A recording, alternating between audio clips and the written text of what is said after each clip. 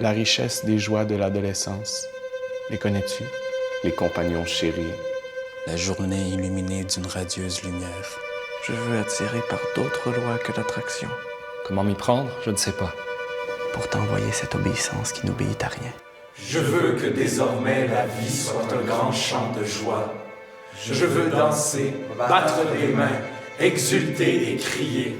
La Société des poètes disparus, ça raconte l'arrivée d'un professeur à l'Académie Welton, M. Keating, qui va devenir le professeur de littérature de 6 jeunes garçons qu'on va suivre et qui va, en quelque sorte, changer leur vie, mais en leur insufflant une philosophie qui va leur ouvrir le chemin peut-être plus de la liberté. Bien, moi, je joue le rôle de Keating. C'est un enseignant qui a été un étudiant de Welton et qui revient au collège, donc un poste s'est ouvert. Il leur enseigne à ce groupe d'étudiants la littérature romantique et la fiction. Il n'aurait pas fait faire cet exercice pour les humilier, mais pour prouver un point.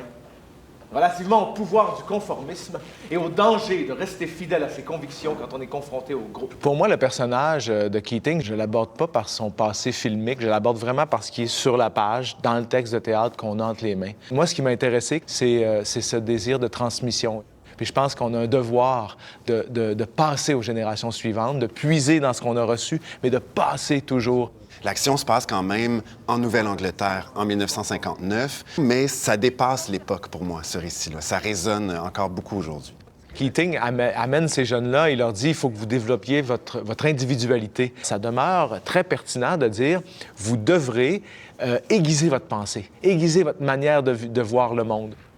Je joue le personnage de Neil, qui est un premier de classe, qui est un leader positif de sa bande et qui va découvrir les joies de la poésie et du théâtre. La Société des poètes disparus sera toujours une histoire qui va résonner parce que tous les humains, à un moment donné dans leur vie, découvrent qu'il y a autre chose que leur petit monde. Il y a des gens qui auront déjà vu le film, qui vont redécouvrir l'œuvre, mais comme je refais pas le film, ils vont aussi embarquer dans cette proposition-là. C'est un spectacle qui nous amène à vivre des grandes émotions. C'est une histoire qui peut être triste, mais qui en même temps porte en elle aussi beaucoup d'espoir et de beauté. Car je serai un marin du monde partant pour tous les ports. Car je serai bateau. Avez-vous vu mes voiles déployés au soleil et à l'air? Navire vif, cale gonflée d'une précieuse cargaison de paroles et de joie.